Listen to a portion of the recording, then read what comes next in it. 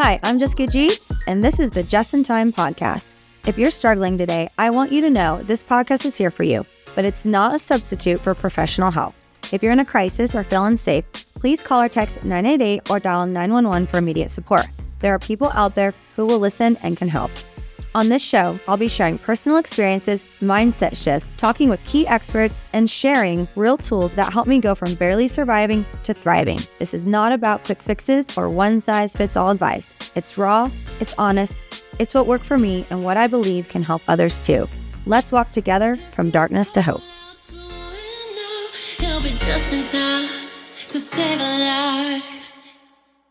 Hello. Welcome back, everybody. Thank you so much for joining the show. Today, we have the Executive Director of the Arkansas Crisis Hotline, Luke C. Thank you so much for joining us. Absolutely. Thanks for having me. Awesome. Can you tell us how you got started with the Crisis Center?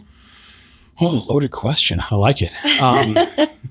Going in strong. Yeah, absolutely. Well, I made the jump just about 2 years now as the Executive Director for the Arkansas Crisis Center. Premier experience has been with the nonprofit space, mainly fundraising. Mm-hmm. He's with the Cancer Society for about 10 years. So, just pretty exciting stuff. But I felt called to make the move to this organization. Mm-hmm. I've had my own experiences with close relatives and people that are near and dear to me. And I felt called and felt like I could make a difference right here in Arkansas. Mm-hmm. On a day-to-day basis. Not to go too deep too soon, but lack of a better word, like feel like this organization, like we do shit. Can I cuss? I'm not sure if I can cuss. Yeah, we do shit. We're not focused on like building a building or whatever it is. We want to serve help seekers, for lack of a better term. So, well, that's really awesome. I first heard about 988, I think, maybe 3 or 4 years ago. Okay. You were early adapter then. Yeah. So when did it get started exactly? About 3 years ago. Okay. It was July 2022. So you must have been an early adapter. Well, I went with AFSP to advocate at the state capitol. My girl Jacqueline. Yep. That's right. We love Jacqueline. She was on the show. Yep. Shout out to Jacqueline Sharp. So yes, I went with them to advocate for more funding. We were looking for geo-routing.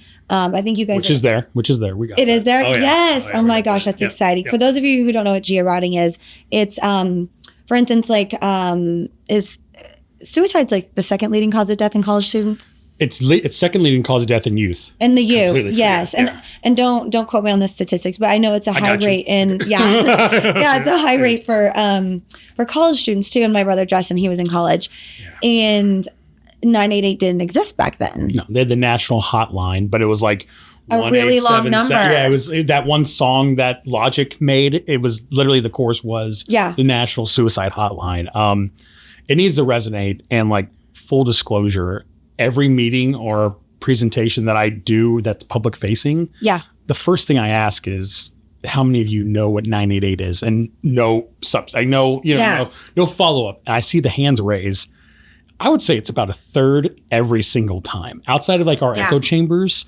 And that is terrible, frankly. Yeah. It's such a short number where it's just like 911 whenever we were kids, your mom or dad would leave and they would say, if an emergency, what happens? You say, call 911, mom. Well, guess what? We need that same notion for our youth right here, right now, frankly. Yeah, absolutely. I think that's amazing. And so geo-routing is for like, say college students out of town, they're struggling and they call that number. Well, now, because geo-routing is in place, they get connected with local resources. Exactly. Right? So U of A students or even like Bentonville, it's a very transient community. Yeah, because it's on the back of every student ID, right? Yes. And college students too. College students, and then Bentonville School District has it right on the back. I mean, that's other school district, it's I was so happy to see that because I was like, I was a part of that. Yeah, it's funny. I have 3 kids, but my 2 older ones, they have the student IDs. And like Grayson will say, what did your dad do? I point to his ID. I'm like, my dad does that. Right here. What's this thing right here? I was like, oh, anyway. That's awesome. Yeah, it's kind of cool. Well, and to your point, at first 988 really wasn't out there.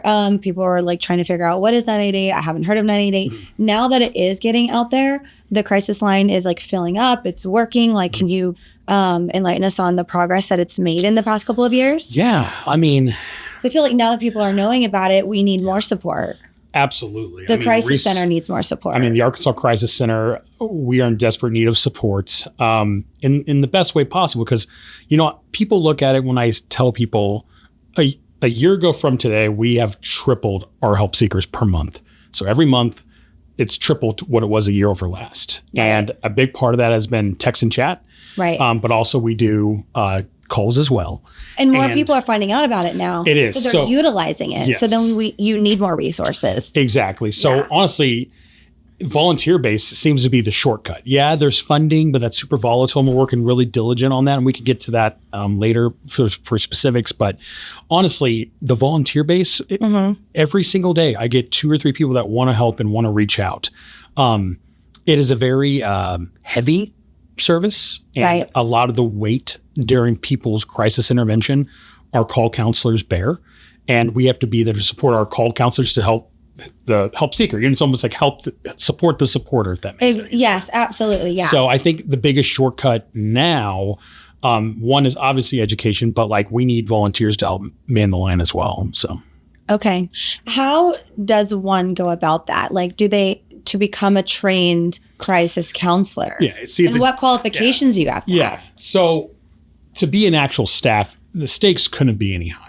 So I almost try to scare people out of it when they apply, because a lot of people do apply when we post the official jobs for call counselors. Right. Honestly, it is an extensive 6-week training process. Okay. There's some classroom time. There's, apprenticeships.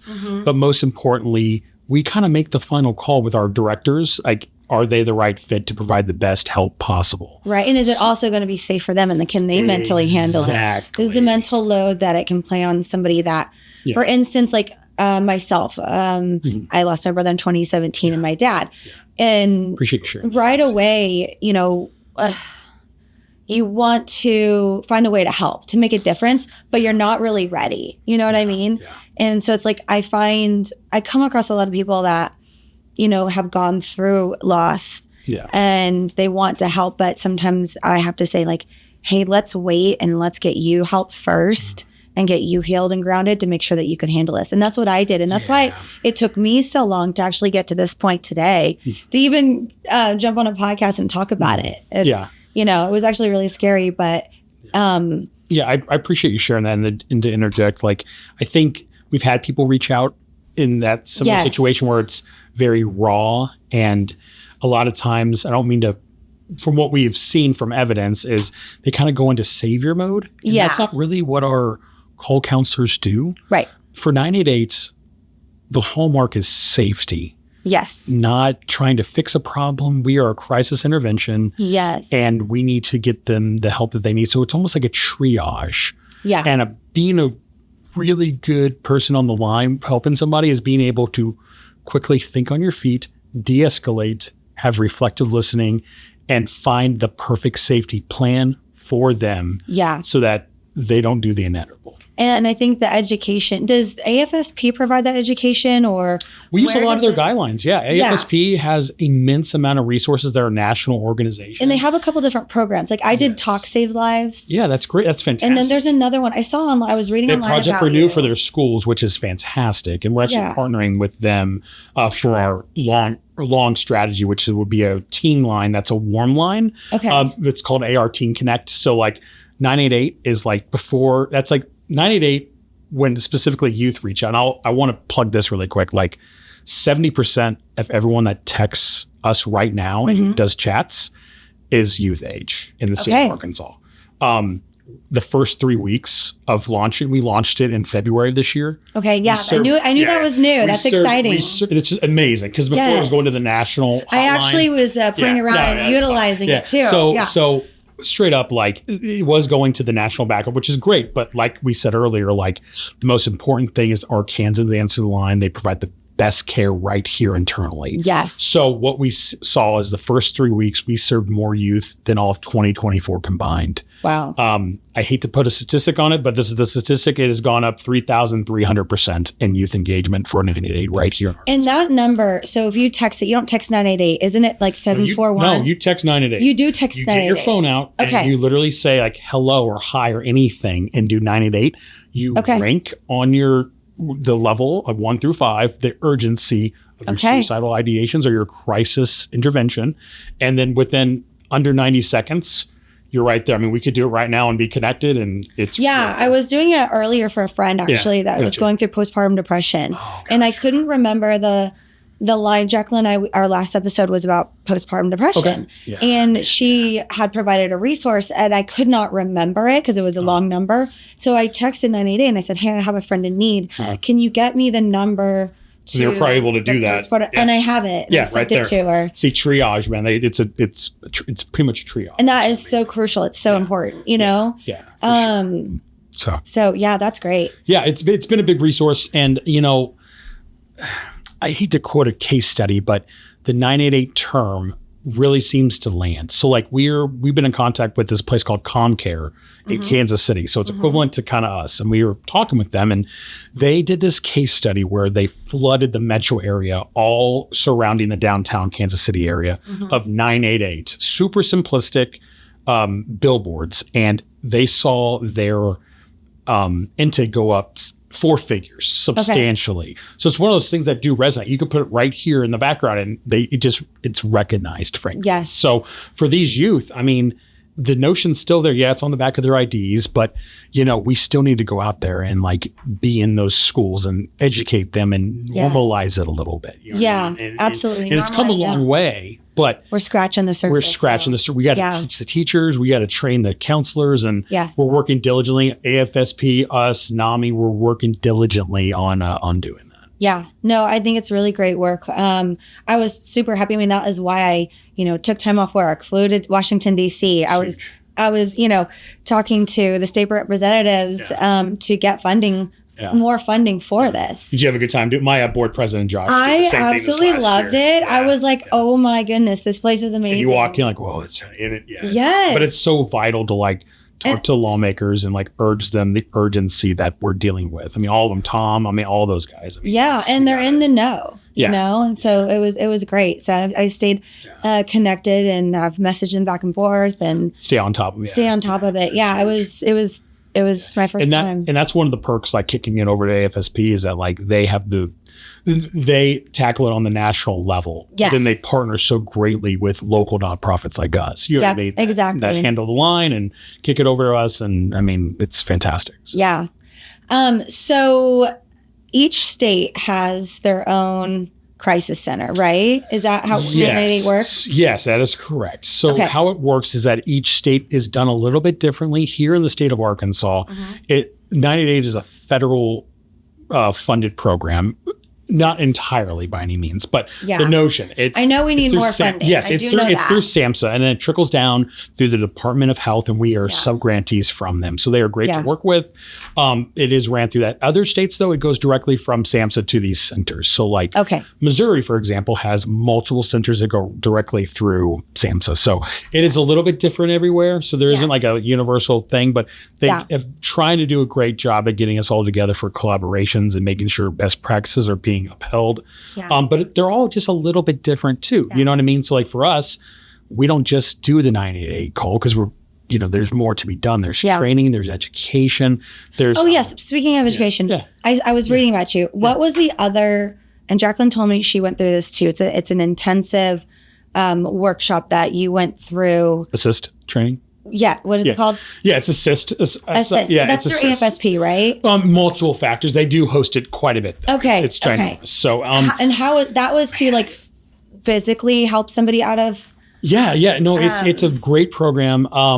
It is literally a pretty big undertaking when you take it. It's intense. I heard it's intense. It's very good. And honestly, it's multiple organizations have the power to put those on. And honestly, it's a collaborative. So like, for example, we have some of those trainings where someone from AFSP or the VA will put those things on, but it is very commonplace for suicide prevention. And, it is massively important. We do have those across the state of Arkansas. It is asking a lot of someone to give 2 days worth of time to devote to school time. But I mean, for like my staff, for example, everyone takes it. You know what I mean? Of course. A lot of school people take it. We actually work with Camp War Eagle as well. Their camp counselors take it with us and make sure that it's on the level for reflective listening. And there's a lot of role plays. And I know people hate role play, but like they're actually really good. And the way the training's set up is like, you don't feel like it's a role play. It's almost like a, kind of like the Breakfast Club. I hate to say, you kind of get in there and talk about like how to, deal with crisis and be there with them and sit in it with them. So it's a fantastic service. And, but I will say this, we do need to meet people where they are. So not everyone can give an entire 2 days to that. No, and I think when I was talking to Dragon, it's not right for everybody. And I think at the time that I started with AFSP, it wasn't right for me either. Yeah. But now after reading about it, I was like, maybe it's something I could do now. Yeah, absolutely. So, I think that'd be great. But there's other ones that are around. We provide a couple of continuing education classes that are 2 hours, 4 hours. We try to mash it to where that person is and willing to donate. But at the same time, there are some principal skills that are essential, like reflective listening, de-escalation, lingos that are really important that not the common person knows. Like I learned a lot of them coming on board here. That I use on a daily not the basis. Psychology. Yeah, no, I mean full disclosure, like I'll just break it down for you. I recently lost actually my kid's grandma. It was my mom's grandma a couple weeks ago. It's actually, we rescheduled this podcast for that exact same scenario. Yes. And I've learned I was the one who had to break it to my kids because their mom and stepdad had to leave town quickly. And it was their first sense of loss. And that is a crisis. Yes. You know what I mean? You had to hear them and reflect on them. And it's a form of grief. And a lot of those skills really came in handy. And, it helps no matter where you are outside of the crisis intervention world. Yeah. And thank you for sharing that. Yeah, absolutely. And sorry for I just lost. And speaking of that, there are different categories within the crisis hotline. I was looking like there was like drug abuse or alcohol and drug abuse. What can you break down? Well, there's actual options. So like so when you call in now, you press 1 for Spanish, 2 for veterans. There was a 3. They did go away with that this year. That was the LGBT line. And then certain states have option 4, which is tribal members, actually. Okay. So tribal members is out of Washington. They have one in Washington for sure. But some exciting news. I don't mean to derail really quick, but we are actually trying to get an option 4 in the state of Arkansas because we actually recently, the American Indian Center of Arkansas was actually having their 90-day tribal at a state down in Louisiana. But as of October 1st, we are handling all their tribal member 98 calls, which, I mean, last year there was like over 531 calls from us, from tribal members right here in, Northwest Arkansas. Yeah. So it's really important that we, provide guidance and appropriate lingo for those members for sure. And, it's like, even though the calls are going up, it's, to me in my mind, it's like, that's a good thing because that means people are actually reaching out to get the help that they need. Yeah, I view it as a good thing. I view it as a good thing. Yeah, it's like, what can people do? And I love that, it's private, it's anonymous. Yeah. I want to say something to that. And this is like, we're seeing this more so with the text and chat via youth. Number one thing we always get asked is, are you AI? World we live in. Absolutely not. No, right. Right. So, and then number 2, are you going to tell my parents? And and that's heavy. And the answer is no, we're not going to tell your parents. The main thing that we care about is safety. That's our homework. So guess what? There are times where we'll have to do a dispatch because if there's an active or some safety plan cannot be met, we do dispatch. We try not to because it loses the trust in the line. And, right. But at the same time, like not on our watch, we have to. If somebody is in a crisis and we have to keep it's escalating, you will call 911. Yeah, absolutely. Yeah. And not even that, we'll stay in it with them. And then we have directors on call that will be there with them, but also maintain safety. And we always try to get their consent doing that. And like, I honestly, me personally, I was director on call last night. I had one in I had one in Arkansas that I had to do, so it's a very real thing. And I'm right there in the trenches with everybody as the executive director. And we all take turns being directors on call. And I'll tell you this,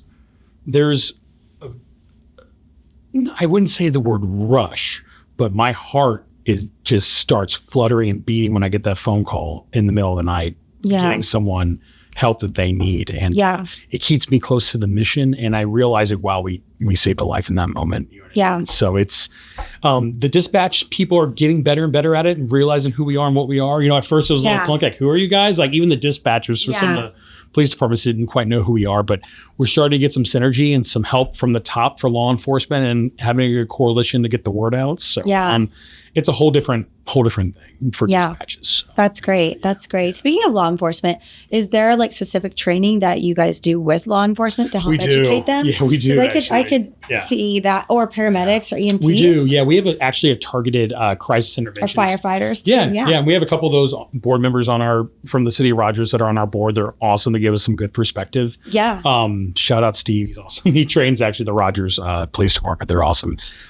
So what we do this year, we do a continuing education crisis intervention team training. It's a full day, 8 hours. Yeah. Main thing, one place that really found value in it was actually the North Little Rock PD.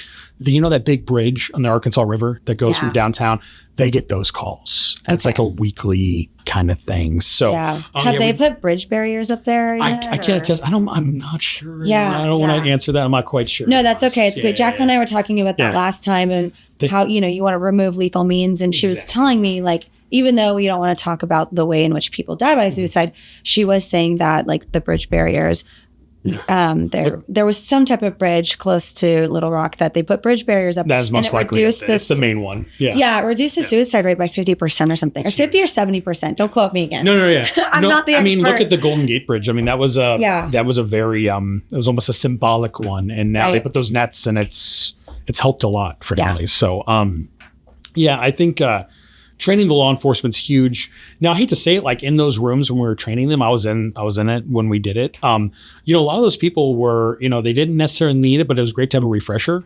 And, yes. I mean, much like every other thing, from what they have told me, law enforcement has kind of changed the last few years, if that makes any sense. So there's different approaches that they're really trying to do, more so in the mobile crisis aspect opposed to the other kinds of ways. So it's an exciting time. But we definitely want to train them and keep them up to, and then we also want to learn from them too. Like we want to learn from them. We reach out to them. And like I said, we have board members that are on our board, and we have, MOUs, which are memorandum of understandings with police departments, and we got to have synergy with each other. So. Yeah, that's awesome.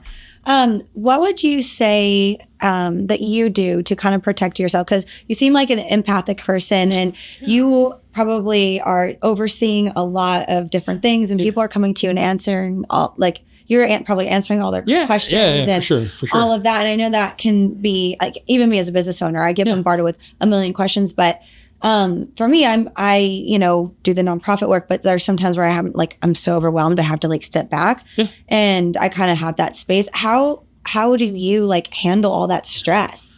You're talking to the wrong person. I find healing in our growth. You know what I mean? Yeah. I'm kind of all in. I haven't really taken a vacation yet or anything, but I really want to focus with the livelihood in our the scope and well-being of our call counselors, frankly, because I try to make it as easy on them as I possibly can. Does that make sense? But me, I mean, honestly, if I go do some hardcore kettlebell swings during the day, I feel way better. Make sure to, I've been on this fitness journey the last 3 or 4 months. Because it gets heavy. Yes. Yeah, it does. It does. So I'm trying to do better with that, because there was a point where, my vice was to eat and all that stuff. But the last few months, I've been really diligent on swinging a kettlebell, going on a run. Yeah. You know what I mean? Stepping away. Getting from outside. That. Yes. Saunas are freaking great. Yes. Ice bath, that sea Parker and I were just talking about this on our last podcast. We were talking about, you do ice baths? I do. I love it's Did you play football in college? Yeah, I'm not in college, but high school. In high school? Yeah, high school. But the worst part of the Copeland. Did they make you do ice baths? No, they did not. So this is my first. It's fun. I have a funny story about that. So anyway, okay, I'm a bigger guy. So make sure if you're doing it with a group of guys, taking turns doing the ice bath, the bigger guy goes last, because you get all the water out. All the time. So I was in Nashville, and my best friends in the music industry, and a few of us were going to some place that's kind of like C-suites. Yeah. And I went second to last, and I'm straight up in there and I go in and I get water all over everyone else. And I hear this lady run down. We got another one. I'm like, crap. So anyway, and I get out and it's like pretty shallow. I'm like, my bad, guys. So anyway, so funny. But it's terrible. Well, I'm going to be sure to invite you to our next cold plunge event because we had one for Just in Time. Okay. And we had Dr. Justin Turnus lead the event, and we had the Marine Corps there. We had the Navy there. Yeah. Is it just a dip in? What does that look like? Does it dip in, dip out, or is it like the cold plunge? It's like a inflatable thing, and then you jump in. We just keep filling it up with ice and water. But it was so cool because it was like we can overcome hard things, and we use it as a metaphor. Like, when you're in a suicidal moment or a crisis, it's temporary, just like this cold water. And it's a good euphemism. I like it was really cool. And so, but yeah, we have all the cold plunges, so we gotta probably maybe next year we might do the cold plunge event. Please, I would absolutely do. I love it. Yeah, we had all the resources. We had the Behavioral Health Center, AFSP was there, so maybe we can get you out there. But the Marine Corps, they were out there. They were like so serious about it. It was like 5 minutes. They kicked it off. I was like, someone's got to give up. Was it 5 minutes? Did they do 5 minutes? Oh, I think they almost went 10. Oh my God. Okay. Guys. Yeah, I think they almost went 10. I will say though, like if you've done it, I've done it. Like you feel kind of euphoric for a while. Yeah, like, it's amazing. And I've done the thing where like you jump between the sauna and the cold plunge, and it's phenomenal. That's awesome. I love that you do that. Yeah, it's awesome. Yeah. So it's to reset your nervous system. I guess it's better for guys than it is for girls. Does it? Oh, yeah, it's supposed to reset your nervous system. Yeah. They say not to do the cold plunge right after a lift though, because it messes up. You don't want to shrink the muscle. Yes, that's exactly what it is. So do it in the morning before, like Mark Wahlberg. Yeah, exactly. Same podcast. Anyway, same algorithm. Anyway, exactly. Okay, so one of the other questions I had for you, I was looking around on the site and I saw that you could buy tickets or there's sponsorships to shows. Can you tell us about that? Because I wasn't really sure. We do a couple things. So I'll tell you what we did this year and then the plan for 26. So we actually did a kind of outside the box thing. We had this fundraiser called The Last Laugh in June, and it was down at JJ's. Phenomenal show. So it was dark comedy for a cause, and we had Netflix's Beth Stelling come headline. Yeah. Austin comic named Hunter Duncan, dude's hilarious. And then we had a local Arkansas comic. That's Shelly Watson, and she does the Get Low by the Yang Twins, but in an opera. She's a trained opera singer. Yeah. So that was the opener, which was is awesome. And that's where we kind of kicked off our youth campaign where we're kicking off the AR Crisis teen line. But it was a phenomenal event. JJ's live. I think it's Ozark band. It's called something different now. But at the time it was JJ's live. And so you'd buy a ticket and it supported the crisis line? 100% us. Yeah, absolutely. That's awesome. And I mean, I'll be honest with you, like the comics were phenomenal. The talent that we had here was phenomenal. So we are currently looking to book another comic. Yeah. We're actually partnering with The Grove down in Lowell right now. So that's where we're going to have it next year. So comics out there. Exactly. Please reach out. If suicide education and prevention is free, reach out to us. Exactly. So I've been signing some DMs. So hopefully we'll get something going absolutely. on. So we're going to shoot for early 26 on that one. Okay. And then we have the more traditional fundraiser called Challenge for Hope. Okay. So what that is, it's going to be a tennis golf tournament that's been around for 35 years, and it's actually recently come back to our nonprofit, and it's over at Pinnacle, right across the street from us, which is great. Yeah. And we're going to do that in October 26th. Okay. So that's more so the corporate sponsorship traditional route. Yep. Obviously, we have the VIP party and gala and all that good stuff, but we have some phenomenal. Wait, when is the gala? Where is the gala? It will be at Pinnacle. Okay. Did you? When's the first year you guys had that? It came back to us last year, but it used to benefit the Boys and Girls Club and the food bank. So it's been around. It's been mixed. But originally, let me know. I would love to volunteer and support and help bring awareness to that because, I've been to a ton of galas, but I haven't heard of the Arkansas Crisis Gala yet. Yeah, please. Yeah, we're working on it. And honestly, we're adding the gala aspect back to it. It used to used to be a part of it. It used to call it Party at the Tents. Yes. Kind of went away, but we're relaunching that aspect back to it. It's very useful because not everyone plays golf or tennis. So it kind of includes everybody for all the businesses. So, we have currently some great support with some good partners.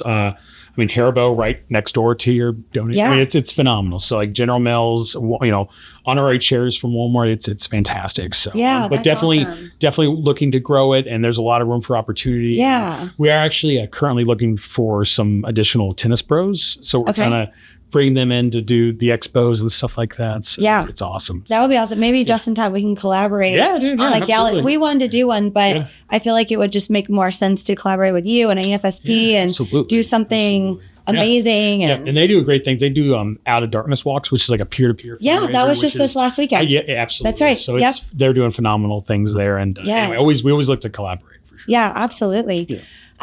Okay, so for our listeners, is there anything else that you would like to tell them about the crisis hotline that you can think of right now? Yeah, there's a couple things. One really exciting thing that I've not mentioned is that we recently got a influx in support by the Department of Health. It is to focus on the 45 rural counties in the state of Arkansas. Okay, great. To get the word out. So every nook and cranny in the state that is desperately in need of our service, we have the funding and the resources to get out there and teach them about not just 988, not just the text and chat, but more so suicide prevention, trainings, starting with why, making it less taboo, giving them the resources they desperately need. We actually just hired a guy, his name's Dale Fusion. He's awesome. He's from Perth, Australia. Yeah. Started a couple of coffee shops down there. Yeah.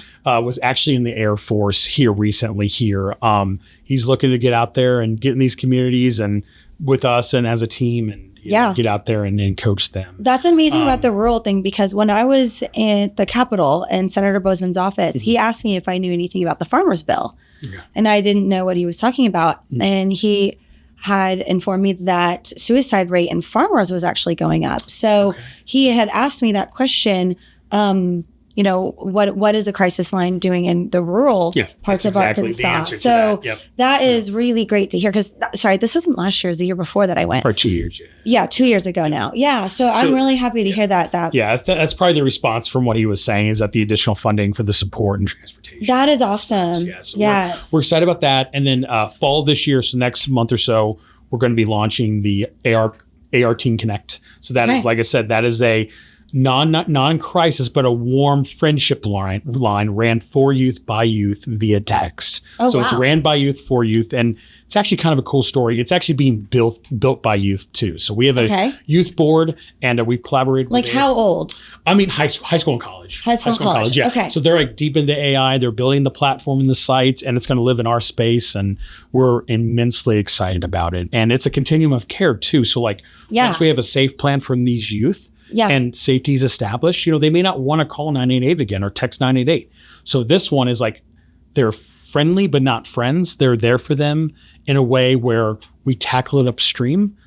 So they can reach back out after they've already made contact? Care. Yeah, or beforehand too, at the same time. So it's to more the same person?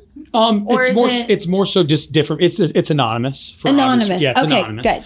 But it's ran for youth. So so if someone were to say man, I'm feeling kind of sad today, they have someone to reach out to. Yeah. Or no one noticed me today, no one said hi, they have someone to reach out to. Or that's great that those youth members are getting educated too, because then that just keeps spreading. I hate to say it, but it also for the person answering the text, it teaches resilience and interpersonal communication. So there's skin in the game for both. There's people that we're helping, then the volunteers, there are people that are building life skills that I would be using today. Exactly. So, but AFSP was so generous and letting us kind of utilize shop at their Out of Darkness walks this last spring. So we have a pretty good volunteer base, and it's phenomenal. So we're getting ready to launch, and it's going to be fun. So, that's awesome. Yeah. What time next year are you having the gala? The gala will be October, so a year from It's going to be October. Yeah, so it was August last year. Okay. Obviously super hot. We're excited about having it in October. Exactly. We're going to have You're I want to wear a suit and not sweat. Exactly. So we're going to have that after their LPGA event over at Pinnacle. So that is amazing. It's going to be awesome. Good. It's going to be good. So, but at the end of the day, my last thing is just knowing that there is a resource out there. Yeah. It's 3 digits, 988, and we're here 24 hours, 7 days a week. And, we will never hang up the phone unless we feel like safety's been met. Awesome. Well, thank you so much, Luke. We are so happy to have you here and doing amazing Appreciate it. Thank you so much. Appreciate it. Awesome. If you're struggling, remember, how you think is how you feel. If your feelings feel heavy, start by shifting the thought. You're not stuck. Your brain can change.